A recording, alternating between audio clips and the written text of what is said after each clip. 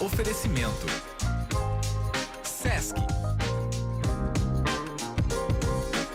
A sexta cervejeira aqui do GJR, né, Cabelo? Sextou, né, Léo? Sextou, dá uma ligadinha pra nós aí. Não, tá ligado, eu que não tinha subido aqui. Eu tô pensando, Sextou no GJR. Sextou, né? E o assunto é cerveja artesanal, a lei da pureza alemã e muito mais com o nosso convidado de hoje, o Luciano Lima.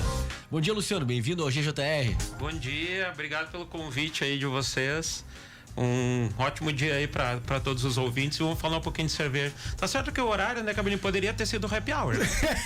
A gente podia combinar pro Luciano vir aqui nos horários mais nobres. Vamos fazer o happy hour, fazer né? um A gente happy hour, degusta. Né? A gente degusta também, agora não dá, né? Agora não. E sempre lembrando, né, quando a gente fala de cerveja, beba com moderação e se dirigir, não beba, né? Exatamente. Muito importante, motorista da rodada, tudo certinho.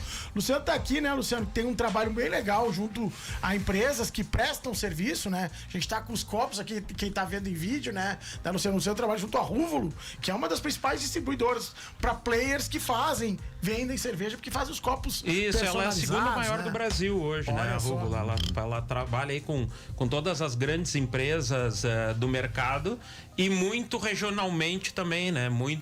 O trabalho que eu faço é muito mais regional. Claro. Eu trabalho muito mais Rio Grande do Sul, Santa Catarina e dou uns tiros aí pro Paraná também, né? Porque a gente acaba fazendo vários eventos, né? Vários eventos fora, né? Eu tô aqui, por exemplo, com uma taça de vinho da Granja da Telha aqui, que é uma das nossas abre aspas, indústrias, né, que faz vinho também, tem toda uma degustação lá, e aqui tem as taças aqui, tô mostrando. E, Luciano, conta um pouquinho essa tua paixão pela cerveja, cara, porque tu, além de trabalhar com isso, é bom quando a gente trabalha com o que a gente gosta, né? Trabalhar com o que a gente gosta, né, que a gente ama, né? Tu chegou a fazer uma pergunta, porque isso é uma coisa que era uma febre nos anos 2010, chegou a tentar fazer cerveja também? Não, eu nunca tentei fazer, eu já participei de braçagens coletivas com amigos aí, né? Mas eu nunca tentei fazer. Nunca foi assim algo que vou comprar as panelas e vou fazer cerveja em casa. Tinha uma febre, né? Não, e tem até hoje, né? Esse mercado ele tá em franca expansão, né?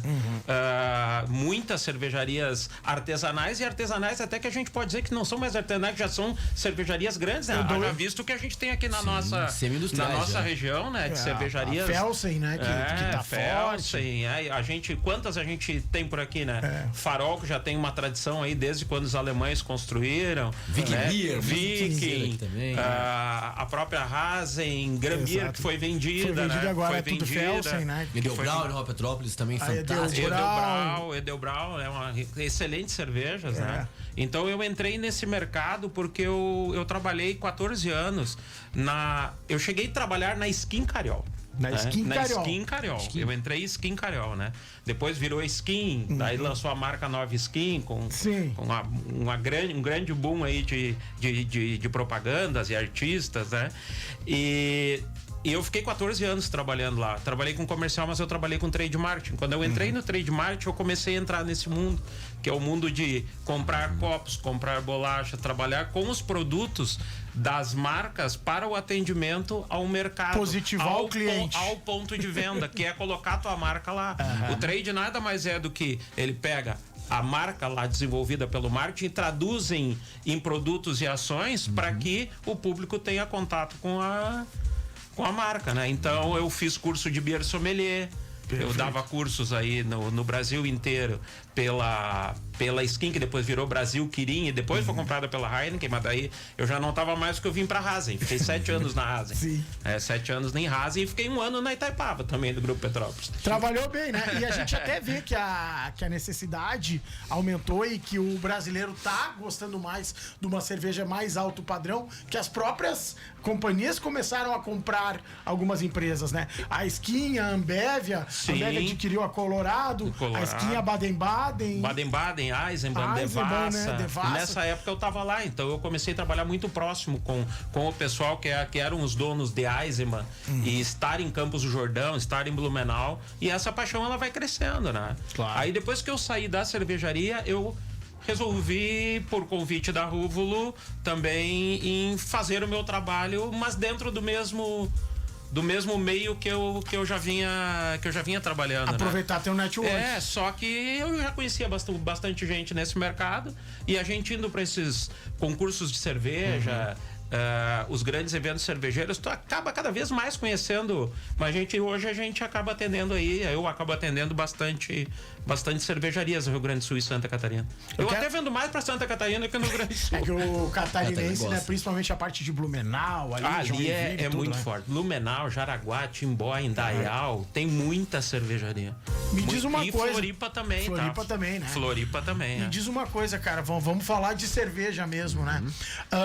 A gente tinha um hábito lá atrás, aquela coisa de tomar muita cerveja gelada, e muitas vezes as pessoas sentem diferença porque quando elas vão entrar no meio de uma cerveja mais conceituada, uma cerveja mais produzida, eu quero que tu fale sobre as leis da pureza também depois, mas a pessoa se sente tipo assim, essa cerveja é forte, essa cerveja tá numa temperatura errada. Na verdade é as outras que não estão na temperatura certa e que são feitas com outros cereais não maltados, que se chama, né? É mais ou menos por aí. E para isso precisa se tomar bem gelada, né? Acaba congelando ali, gelando muito as papilas gustativas, né? E tu não sente muito os sabores oriundos ali da cerveja, né? Muito mais tomar para se divertir com os amigos, num churrasco, né? Mas quando se vai para outros estilos, aí o ideal é que a gente dê uma respeitada aí na temperatura para que a gente consiga puxar aí todos os aromas, sabores dessa cerveja, né? Todo o trabalho aquele que é feito para que se faça cervejas diferentes, né? Existem em torno de 150 estilos de cerveja, né? Não é só o Pilsen. O Pilsen é o mais comum, né? 150? É de 150. Existem dois grandes guias de cerveja que guiam os concursos. Então é um guia. Tem um que é o BJCP, que é o Beer Judge Certification Program, que tem os 150 estilos. Então o pessoal que vai lá votar, os degustadores, os sommelier, eles seguiam por esse estilo para julgar aquela cerveja.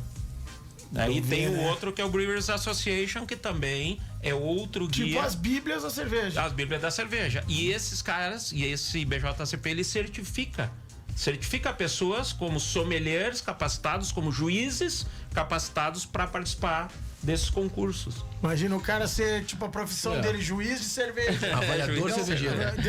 Eu queria ter isso no meu currículo, né? Mas, cara, pra te chegar num padrão, tem que seguir umas leis, né? Eu queria que tu falasse da lei da pureza, né? Que eu acho que isso é legal, né? A lei da pureza, ela é bastante interessante, né? Como curiosidade para todo mundo, para quem não conhece, né? Lá em 1516... o Duque Albrecht IV, lá da Baviera, foi o cara que inventou esse negócio. Ele criou uma lei em 1516. A gente estava sendo descoberto. Anos. A gente estava sendo descoberto aqui, né? Os portugueses estavam chegando. 500 lá vai bico. Então esse cara disse que para fazer cerveja, estava se fazendo cerveja, mas fazia produtos que se misturava muita coisa. Então meio que virou uma bagunça. O cara disse, não, vamos regrar esse negócio, vamos criar uma lei. Para ser cerveja, a partir de hoje na Alemanha, tem que ter somente 3 ingredientes: água, malte e lúpulo. Só esses 3. Cerveja é isso. Para ser cerveja tem que ser isso. Não se sabia que fermentava, mas não se tinha o conhecimento do porquê, não tinha microscópio para detectar por causa que acontecia. E a fermentação ou fermento, ele veio ser colocado na lei posteriormente, 1900 e lá vai biquinho também. Então, para ser cerveja, também, né? Precisa ter 4 ingredientes dentro da lei da pureza: água, malte, lúpulo e a levedura, que é o fermento. Que é o fermento, que vai fazer a transformação do açúcar, do malte ou de outro adjunto, malteado ou não malteado, em álcool e gás carbônico. Porque não se coloca gás carbônico na cerveja e não se coloca álcool. Faz parte do processo que a levedura faz, comendo aquele açúcar e transformando isso em gás carbônico e álcool, né? Aí tu vê, né, que cerveja não é só tomar, tem toda uma ciência por trás, E no Brasil também tem uma lei que fala o que é cerveja, o que é cerveja de alguma coisa. Para ser cerveja no Brasil, tem que ter pelo menos 55% de malte de cevada. Para ser uma cerveja puro malte, 100% de malte de cevada. Mas é aquele monte de coisa que diz ali, cereais não maltados, por exemplo. Cereais não maltados são cereais que são colocados para deixá-la mais leve, mais suave e inclusive mais barata, né? Mais barata. Então se utiliza milho, se utiliza arroz em algumas receitas, né? Então parte de malte de cevada, ou trigo, aveia, né? Algumas essas que não são puro malte, que tem 50% de malte, enchem de outras coisas também para. Mas não são puro malte daí, né? Sim. Daí já não são puro malte. Já não são puro malte, já não são 100% que são as mais populares do Brasil. Que são as mais populares. E até elas não, de acordo com esses guias, elas não se enquadram em Pilsen, né? A gente tem a ideia de que são cervejas Pilsen porque a gente tá acostumado, vem na lata escrito ou na garrafa, mas elas têm um outro estilo, American Lager, American Style Light Lager e assim por diante. Uma curiosidade, Camilo, sabe como é que surgiu a cerveja? Como é que inventaram a cerveja? Deve ter sido por erro de alguma coisa. Um padeiro no Egito que tinha uma goteira na sua padaria, começa a pingar a água dessa goteira em cima de uma bacia que ele tava ali fazendo algum pão, alguma coisa assim. Exatamente. E isso fica fermentando durante a noite. No dia seguinte ele, opa, o que é isso aqui? Cheirou e tal, experimentou. Se colocar mais uma coisinha aqui, acho que dá pra tomar. E assim que surge. Mas quando ele experimentou, né, ele viu que dava uma coisinha diferente, deu brilho, né? Essa água da goteira deu um barato. Vou fazer de novo esse Luciano, negócio. Me fala uma coisa, tu tá começando a criar conteúdo também nas tuas redes sociais agora? Vai começar a criar uns conteúdos? Isso, a Rúvulo me convidou para criar alguns conteúdos falando sobre cerveja, curiosidade de cerveja e sempre linkando aos copos. Inclusive, eles deram o nome, não fui eu, de Fala Tchê. Fala Tchê. Porque ele fala Tchê.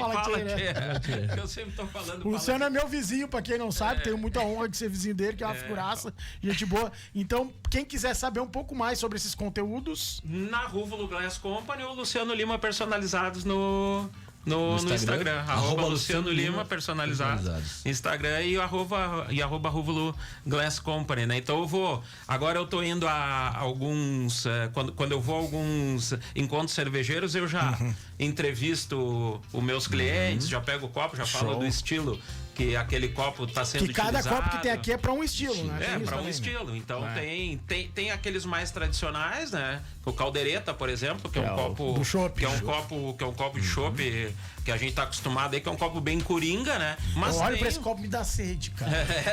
E tem o copo os pints, né? Tem pint inglês, tem pint americano. Esse é o pint inglês? Esse é o pint inglês. 300, nós temos dois tipos de pint, né? O pint é o pint inglês. Quem tá no vídeo aqui tá vendo, ó. Ele é uma medida de líquido de 568 ml. Então tem legislação que diz que nos pubs ingleses tu só pode servir em pint. Eu sei, eu fui. Tu sabe que tu vai. Mas alguns lugares tem o half pint. Mas daí tem o half pint, né? Também. Mas normalmente o modelo é esse, né? Bem característico. Os americanos já criaram o pint deles, que não é 568, é 473. 473, que é a medida do latão aqui no Brasil. Exatamente, que é a medida do latão aqui no Brasil. Então, existe o pint americano e existe o pint inglês. Ambos para principalmente tomar IPAs, APAs, Stout, cervejas mais complexas, mais frutadas, né? Mais aromáticas. Liberam tudo tipo gás carbônico, tem toda a técnica. Exatamente, né? Tem toda a técnica de serviço, né? De tudo. Então, aqui alguns exemplos. E as canecas, né? Claro. Tradicional, essa aqui é a caneca alemã. Caneca alemã, essa caneca é fabricada na Alemanha, a Rúvulo importa tudo e printa aqui, né? Então, essa aqui é uma caneca de meio litro alemã. Existe o Maßkrug, chama Maßkrug. O Maßkrug G, que é 1 litro. Ele é 1 litro até aqui, na marcação, e mais 200 ml.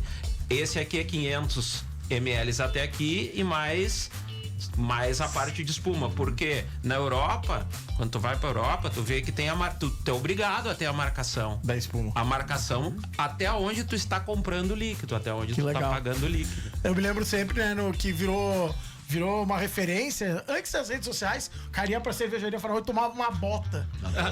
Você vê uma bota, né? É a bota Stiefel. Que emissão, né? E é uma tradição também, né? E é uma tradição também tomar.